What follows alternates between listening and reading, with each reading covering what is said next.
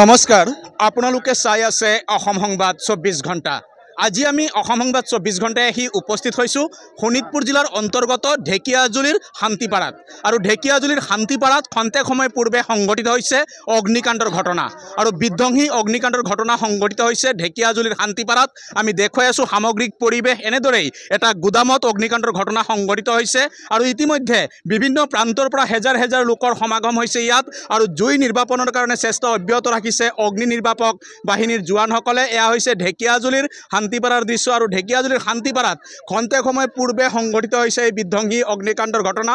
ইতিমধ্যে অগ্নিকাণ্ড নিৰ্বাপনৰ কাৰণে চেষ্টা অব্যাহত ৰাখিছে অগ্নি নিৰ্বাপন বাহিনীৰ জোৱানসকলে আৰু ইয়াত বিভিন্ন প্ৰান্তৰ পৰা আহিছে লোকসকল আৰু সকলোৱে অগ্নি নিৰ্বাপনৰ চেষ্টা অব্যাহত ৰাখিছে যদিও বৰ্তমানলৈকে অগ্নি নিৰ্বাপন কৰিবলৈ সক্ষম হোৱা নাই আৰু প্ৰচেষ্টা অব্যাহত আছে অগ্নি নিৰ্বাপক বাহিনীৰ জোৱানসকলৰ। আৰু ইয়াতে যিসকল প্ৰত্যক্ষদৰ্শী আছিল আমি তেখেতলোকৰ পৰাও কিছু কথা জনাৰ চেষ্টা কৰিম। আজি কিছু সময় পূৰ্বে এটা গুদামত অগ্নিকাণ্ডৰ ঘটনা সংঘটিত হৈছে ঢেকিয়াজুলিৰ শান্তিপাৰাত, আৰু কি ক'ব এই ক্ষেত্ৰত আপুনি? মানে ছাৰ আমি আছিলোঁ আপোনাৰ কৃষ্ণ হোটেলৰ ওচৰত সন্মুখতে ৰখি আছিলোঁ, কিবা কামত আহিছিলোঁ মই। তাৰপিছত আমি চাইছোঁ যে কিবা বাইদেউহঁতে মানুহে ইয়াতে আমাক কৈছে কি এনেকুৱা জুই লাগিছে। তাৰপিছত পুলিচক মাতি আমি আনিছোঁ। তাৰপিছত পুলিচক মাতি আমি পিছফালেদি সোমাইছোঁ। এনেকুৱা আমি এতিয়া ডাইৰেক্ট গম নাপাওঁ যে ইয়াতে জুই লাগিছে। তাৰপিছত পিছফালেদি এনেকুৱা ৰাস্তা এটা আছে এৰফালেদি পিছত সোমাইছোঁ। তাৰপিছত চাইছোঁ জুই লাগিছে। তাৰপিছত সিহঁতে পুলিচে পিছত ফায়াৰ ব্ৰিগেড মাতিছে। তাৰপিছত সিহঁতে নিজৰ কামটো নিজে কৰিছে। হয়, ইতিমধ্যে শুনিলে যিগৰাকী প্ৰত্যক্ষদৰ্শী আছিলে তেখেতে কথাখিনি জনালে কি ধৰণে অগ্নিকাণ্ডৰ ঘটনা সংঘটিত হ'ল আৰু তেখেতে আহি দেখা পাইছিলে প্ৰথমতে এই অগ্নিকাণ্ডৰ ঘটনা আৰু ইতিমধ্যে অগ্নি নিৰ্বাপক বাহিনীৰ জোৱানসকলে অগ্নি নিৰ্বাপনৰ চেষ্টা অব্যাহত ৰাখিছে। আমি দেখুৱাই আছোঁ ভিতৰৰ পৰিৱেশ। বৰ্তমানেও জুইৰ লেলিহানে আৱৰি ধৰিছে সম্পূৰ্ণ ঘৰটোক আৰু এতিয়াও অগ্নি নিৰ্বাপক বাহিনীৰ জোৱানসকলে অগ্নি নিৰ্বাপন কৰিবলৈ সক্ষম হোৱা নাই। এয়া হৈছে ঢেকিয়াজুলিৰ শান্তিপাৰাৰ দৃশ্য আৰু ঢেকিয়াজুলিৰ শান্তিপাৰাত খন্তেক সময় পূৰ্বে সংঘটিত হৈছে এই অগ্নিকাণ্ডৰ ঘটনা আৰু এটা গুদামত সংঘটিত হৈছে এই অগ্নিকাণ্ডৰ ঘটনা। আৰু এই কিহৰ গুদাম আছিলে এই বিষয়টো আমি জনাৰ চেষ্টা কৰিম। দাদা, যি গুদামত অগ্নিকাণ্ডৰ ঘটনা সংঘটিত হৈছে এই গুদামটো কিহৰ আছিলে? আপোনাৰ কিবা চিপছ হৈ গ'ল, চাৰ্ফ হৈ গ'ল বা কিবা চাবোন হৈ গ'ল বা কিবা এটা পেম্পাৰ্ছ এইবিলাক মানে কিবা কিবি আছিলে গুদাম আপোনাৰ, গম পাইছে? হয়, ইতিমধ্যে শুনিলে যিগৰাকী লোকে প্ৰথমতে দেখা পাইছিলে এই অগ্নিকাণ্ডৰ ঘটনা তেখেতে জনাইছে এয়া চিপছৰ লগতে বিভিন্ন সামগ্ৰী ৰখাৰ এটা গুদাম আছিলে আৰু এই গুদামত বহু টকাৰ সামগ্ৰী আছিলে আৰু ইতিমধ্যে জ্বলি ভস্মীভূত হৈছে। অগ্নি নিৰ্বাপক বাহিনীৰ জোৱানসকলে অহৰহ প্ৰচেষ্টা অব্যাহত ৰাখিছে যদিও অগ্নি নিৰ্বাপন কৰিবলৈ সক্ষম হোৱা নাই। অগ্নি এতিয়াও নিয়ন্ত্ৰণত অহা নাই আৰু এনেদৰেই অগ্নি নিৰ্বাপনৰ চেষ্টা অব্যাহত ৰাখিছে। আমি দেখুৱাই আছোঁ সামগ্ৰিক পৰিৱেশ। এয়া হৈছে ঢেকিয়াজুলিৰ শান্তিপাৰাৰ দৃশ্য আৰু ঢেকিয়াজুলিৰ শান্তিপাৰাত এনেদৰেই খন্তেক সময় পূৰ্বে এটা গুদামত অগ্নিকাণ্ডৰ ঘটনা সংঘটিত হৈছে আৰু বৰ্তমানেও অগ্নি নিৰ্বাপন কৰিবলৈ সক্ষম হোৱা নাই অগ্নি নিৰ্বাপক বাহিনীৰ জোৱানসকলে।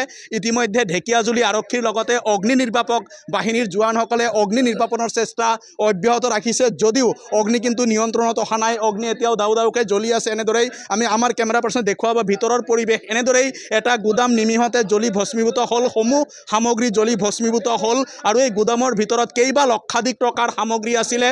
চিপছকে আদি কৰি বিভিন্ন বস্তু ইয়াত ৰখা হৈছিলে আৰু এই গোটেই সামগ্ৰী জ্বলি ভস্মীভূত হৈছে আৰু এতিয়া যেন কান্দোনত ভাঙি পৰিছে ইয়াৰ স্বত্বাধিকাৰী আৰু স্বত্বাধিকাৰীয়ে জনাইছে প্ৰায় ইয়াত এই দুটা দিনত তেখেতলোকে প্ৰায় 12 লাখ টকাৰ সামগ্ৰী ইয়াত আনি ৰাখিছিলে নতুনকৈ আৰু আজি সম্পূৰ্ণ জ্বলি ভস্মীভূত হ'ল। এয়া হৈছে ঢেকিয়াজুলি পৌৰসভা এলেকাৰ 9 নম্বৰ ৱাৰ্ডৰ শান্তিপাৰাৰ দৃশ্য আৰু শান্তিপাৰাত এনেদৰেই সংঘটিত হৈছে অগ্নিকাণ্ডৰ ঘটনা আৰু স্থানীয় লোক আছে। আমি তেখেতলোকৰ পৰাও কিছু কথা জনাৰ চেষ্টা কৰিম। তেখেতলোকে এই ক্ষেত্ৰত কি কয় আমি স্থানীয় লোকৰ পৰা জনাৰ চেষ্টা কৰিম।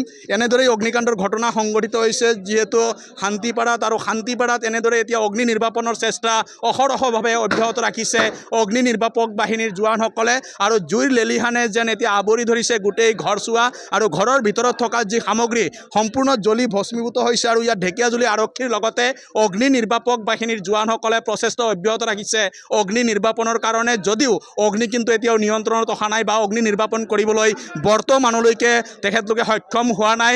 আৰু আমি দেখুৱাই আছোঁ সামগ্ৰিক পৰিৱেশ। ইতিমধ্যে অজস্ৰ লোকৰ ইয়াত সমাগম হৈছে। অগ্নিকাণ্ডৰ খবৰ পাই সকলোৱে ইয়াত আহি পেলাই এই অগ্নি নিৰ্বাপনৰ ক্ষেত্ৰত যিসকল অগ্নি নিৰ্বাপনৰ জোৱান তেখেতলোকৰ লগতো সহযোগ কৰিছে অগ্নি নিৰ্বাপক বাহিনীৰ জোৱানসকলৰ লগত যদিও অগ্নি নিৰ্বাপন কিন্তু হোৱা নাই আৰু স্থানীয় লোকৰ পৰা আমি কিছু কথা জনাৰ চেষ্টা কৰিম। দেখা গৈছে আজি এটা গুদামত অগ্নিকাণ্ড হৈছে, কি ক'ব?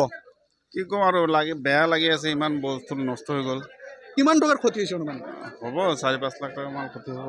বহুত টকাৰ ক্ষতি হৈছে একো বচাব পৰা নাই নেকি নাই নাই কেনেকৈ বচিব ইয়াতে বচা কোনো ৰাস্তাই নাই চব জ্বলি গ'ল চব জ্বলি গ'ল। হয় ইতিমধ্যে শুনিলে একো বয় বস্তু তেখেতলোকে বচাব পৰা নাই তেখেতলোকে ইয়াৰ পৰা উদ্ধাৰ কৰিব পৰা নাই সম্পূৰ্ণ জ্বলি নিমিষতে ভস্মীভূত হৈ গৈছে ঢেকীয়াজুলি পৌৰসভা এলেকাৰ 9 নম্বৰ ৱাৰ্ডৰ শান্তিপাৰাত আৰু আমি দেখুৱাই আছোঁ সামগ্ৰিক পৰিৱেশ আৰু এনেদৰেই অগ্নি নিৰ্বাপনৰ কাৰণে চেষ্টা অব্যাহত ৰাখিছে অগ্নি নিৰ্বাপক বাহিনীৰ জোৱানসকলে আৰু পিছলৈ ইয়াৰ আমি পিছৰ খবৰখিনি আপোনালোকক জনোৱাৰ চেষ্টা কৰিম বৰ্তমানে আমি জনাইছোঁ যে ঢেকীয়াজুলিৰ শান্তিপাৰাত এই অগ্নিকাণ্ডৰ ঘটনা সংঘটিত হৈছে আৰু সকলোৱে অসম সংবাদ 24 ঘণ্টা চাই থকাৰ কাৰণে মই প্ৰশান্ত বৈশ্যই ঢেকীয়াজুলিৰ শান্তিপাৰাৰ পৰাই সকলোলৈ ধন্যবাদ জ্ঞাপন কৰিছোঁ।